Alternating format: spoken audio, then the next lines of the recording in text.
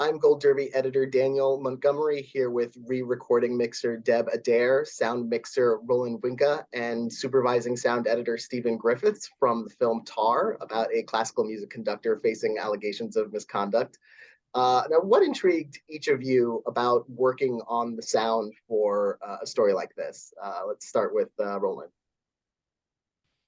Yeah, what I would say is I'm very, very happy to work on the project, and I'm working on a lot of movies. And if you have movies where music is involved, and especially classic music with live musicians, that's always fantastic. And Deb, how about you? Same. It was a pleasure to work on this film and to be able to play with the contrast between the larger than life persona that she's created for herself during the orchestral moments, and then to have the contrast of the more quiet moments when she's alone or when she's being her true self. Yes. And Stephen? Well, I'd agree wholeheartedly with what Roland and Deb are saying, and it's also that thing that when you read a script and you go through it and you think, this is going to be great. There are such fantastic opportunities for sound just coming out at you from the written page, and all the way through, it was just. It was a discovery of these moments that we would get to play with, and of course, it was totally enhanced by the fact that Roland did such a brilliant job with the location recordings, because we wouldn't have the film soundtrack that we were able to get if it hadn't been for the work that he did. And Roland, what was Stephen. that process like? What was that process like of recording the sound for those orchestras and those spaces? Yeah, there are two different things. The big orchestra, there was a special sound group there. I cannot handle that on set. If you go with the camera closer and faster, there was a special sound recording crew what recorded the symphonic orchestra like a CD production. And what I did is I think most locations I put a Decca tree with the MS stereo microphone set up in this room to catch the room feeling, the ambient sound, plus all the dialogue recordings, or plus recordings from some instruments like piano or cello. But the main thing what I did was put a Decca tree to get the room sound, to catch the feeling of this room where the music plays. And then Deb, what's it like getting those recordings and working with those through the process of putting together the film and the sound? Roland's Decca tree recordings were instrumental in the final mix, because it really did capture the ambience of the room. And that was one thing that was really important to Todd, was to keep true to the acoustics of each environment that he shot in. And so the Decca tree really came in handy to keep that. Stephen, tell me about some of how the sound process worked on your end from the sound editing perspective. Well, it started really early on, from first having a conversation with Todd long before the shoot started, and just going through some of the ideas, and then the best way to realize that. So I mean, I felt very lucky actually to be involved all the way through the picture editing process, where scenes would come from Todd and from Monica, the editor, would come down. They were up in this 16th century nunnery in the wilds of Scotland, and then we'd get these these scenes through, and we'd work on them with the team in London, send them back, and then there was this constant dialogue between us about working through the process and trying different ideas. That was a really great part of the process. And of course, some of the ideas work, some of them not, and were left by the side of the road. But it's kind of like it was a constant process of building up the tracks and the ideas, because it's as you know, kind of Todd is very much a director who's driven by ideas and by a very cinematic vision. So it was always an interesting process. Music is obviously such an important part of the movie. Did the three of you have much familiarity with the world of classical music and the quality of that sound and in those spaces before coming to the film? Let's start with Deb. Just as a fan, really. I love music and I love classical music, but I really learned a lot working on this film about that world. And what kind of things did you feel you learned and picked up from this process? Mostly from the film, about the politics of everything that goes on behind the scenes and the power that the conductor has. And how about you, Stephen? I think it was interesting. What part of it was it was a fantastic insight into a world that you don't usually see. You might go to a concert and see a fantastic performance, but just to be aware of the nuance of it within the rehearsals, that was the way that the musicians keep themselves at such a high level. It's that was really fascinating. Then I think, like all cultural institutions, there are a great deal of politics and the personalities involved. That was fascinating. And then we looked into the recording techniques before.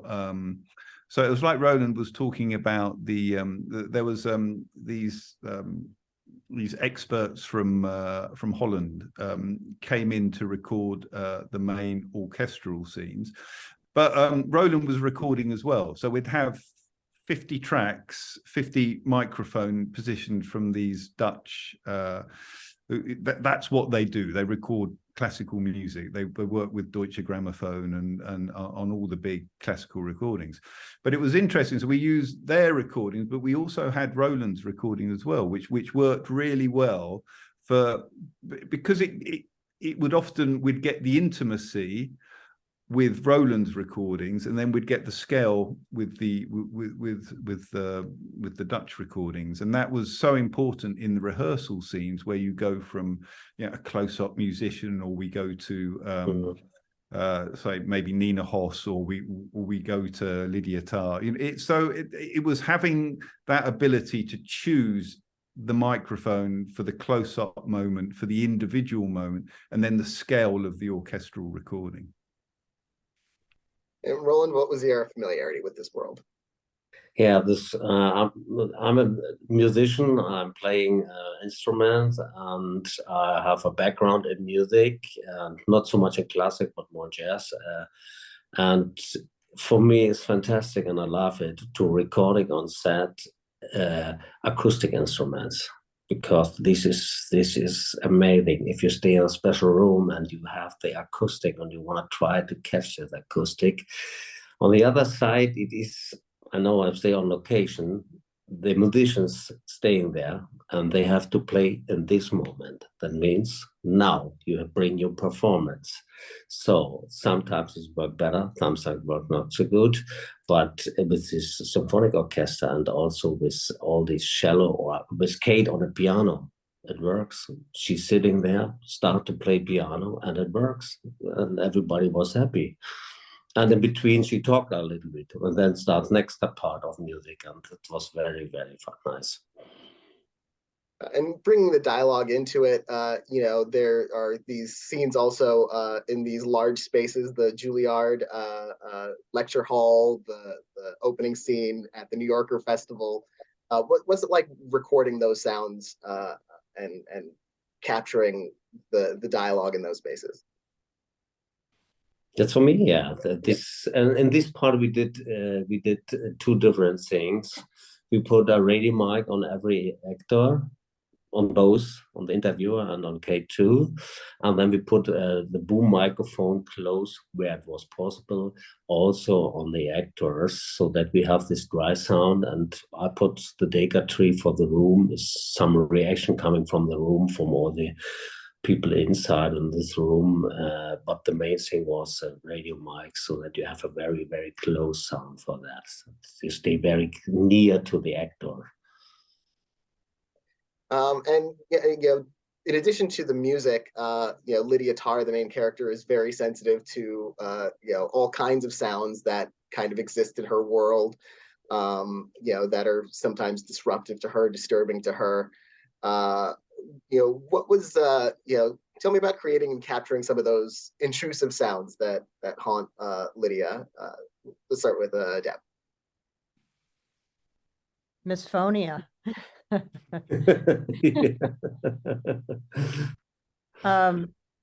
When Todd and Mona edited the picture, they laid out a pretty specific roadmap when it came to these sounds, and Stephen and his team just did an amazing job working with that roadmap. And we spent a lot of time on the dub stage playing with those sounds and their locations, and how sensitive she is to these, whether it's the refrigerator hum or the metronome or the vent rattling in the car. We spent a lot of time on the stage discovering how to play those sounds. Stephen, how about you? Yeah, well, it's just to reiterate what Deb said, really. It's kind of it was interesting because there are a lot of tonal elements there, like the refrigerator hum, like those. It's in the same way that how Lydia reacts to, or the use of Hilda's score, which is this. It's what Todd wanted. He said he wanted people to feel it rather than hear it. It's very subtle differences to make sure that the character. So for Lydia, she encounters the world through sound. That's both her work, all the subtleties of orchestral performance, of the minute difference between how some of the instruments perform, how she gets the best out of an orchestra. And then in her daily life, the misophonia that makes her intolerant of the slightest noise. So she's always kind of slightly on edge in the way that she's dealing with the world around her. And then things, hums and rattles, and a glass being put down too loudly, these have a huge effect on her. But it was the attempt to kind of highlight certain sounds so that it wasn't the soundtrack is quite stark in places. I mean, that's why it was so important that Roland's production recordings were so effective, so well done, so that you got a sense of the acoustics, because it was often that we'd take backing sound right down to the absolute minimum that would support the dialogues, so that then you'd get this huge contrast at the moments where you wanted to make a real effect with the soundtrack, and not only with the orchestral music, but in the this was something that Deb really brought a great deal to, was the very directional nature of the of intrusive sound. So it's kind of, it wasn't it's very particular where you're going to hear something in the movie theater. Roland, what was it like capturing those sort of intrusive sounds for Lydia?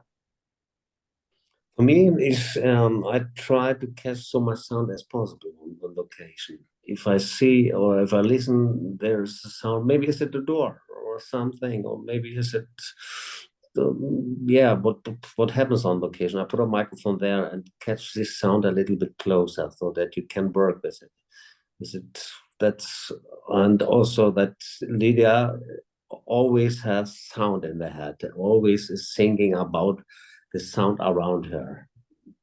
you see it in her flat and all over.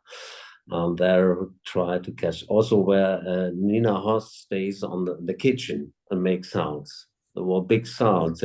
We put a microphone there, take this sound a little bit closer, not the dialogue on this. Try to get it without dialogue that you can use it, and that's what we try to catch on locations so much as possible. Well, I want to congratulate all three of you on your work on the film, and thank you all, for talking with me about it. It's a pleasure to hear about the work that goes into stuff that you don't always notice consciously, but has such a great effect on film. Thank you. Thank you very much. Lovely to see you.